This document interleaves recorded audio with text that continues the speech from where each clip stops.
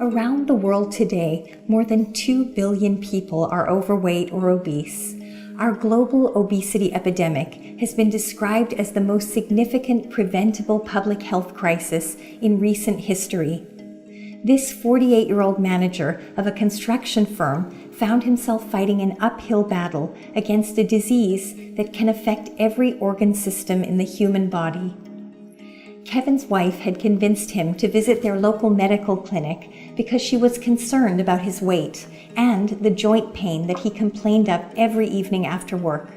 At the clinic, Kevin was told that his fasting blood sugar was elevated and that he was pre-diabetic. His triglycerides, total cholesterol, and LDL cholesterol were also elevated, and his HDL cholesterol was low. Standing 5 foot 7 inches tall and weighing 180 pounds with predominant central obesity, Kevin's physician calculated a BMI of 28 kilograms per meter square. Kevin was informed that he was overweight and suffering from metabolic syndrome, a collection of biochemical and physiological abnormalities associated with the development of cardiovascular disease and type 2 diabetes. The physician on duty advised Kevin to make some major lifestyle changes by eating better and getting more exercise. 6 months later, Kevin returned to the clinic weighing 9 pounds more than he had at the previous visit. When the new physician on duty asked if he had been able to make any of the lifestyle changes suggested by her colleague, Kevin told a story she had heard far too many times before. The first week after his last doctor's visit, Kevin had tried eliminating all of his favorite foods and snacks. He skipped breakfast, drank a meal replacement shake for lunch, and ate a calorie-reduced frozen dinner in the evening. He had also tried to eliminate the fat in his diet. The first week, Kevin lost 4 pounds, but as the weeks went on, he found it impossible to stick to this bland, restrictive diet, and he noticed that he was replacing his favorite high-fat foods, like potato chips and pizza, with foods that were high in sugar. In the evening, he would find himself in front of the television, snacking on multiple packages of Swedish fish. By the time he went to bed, he would almost always feel he had overeaten. The soda machine at work became his enemy as he tried unsuccessfully to walk by without buying the cold soda cans that he ended up drinking usually 3 or 4 times a day.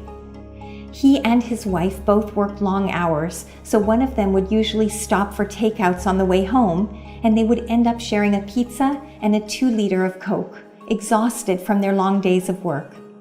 Regular exercise was difficult for Kevin because of his joint pain, and he often felt that he just didn't have the energy to move. The physician took notes and asked clarifying questions as Kevin spoke, identifying major target areas for change, including specific foods and eating behaviors that were contributing to Kevin's uphill battle with his weight. She assessed Kevin's readiness to make dietary changes and asked if the couple had access to simple cooking tools like a pot, a knife, and a cutting board. Then she spoke with Kevin and his wife about the importance of avoiding highly processed foods in order to achieve their health goals for Kevin. Together, they came up with a stepwise action plan that would allow them to gradually reallocate a small amount of time to the preparation of simple home-cooked meals. In this way, they could once again be in control of the fat, sugar, salt, and total calories they were consuming. Kevin and his wife enrolled in a free online nutrition and cooking course and began tracking their food intake using an online food log. To help them control portion sizes, their physician advised them to buy a set of affordable smaller dinner plates and glasses that they found at a local hardware store. The couple kept their meals simple, but made sure that each plate was composed of 1/2 plant-based foods, like fruits and vegetables, with the other half of the meal made up of lean protein and whole grain carbohydrates. Over the next 4 weeks, they gradually began to feel more comfortable in the kitchen. Kevin tried his hand at making veggie omelets and a stir fry and even a homemade tomato sauce. he started to feel pretty good about the food he was able to prepare at home. On Sundays, when they had more time, Kevin's wife would cook a stew or a pot of vegetable soup and freeze these meals in smaller containers for later on in the week. Following his action plan, Kevin gradually replaced the sodas he once drank daily with unsweetened sparkling water.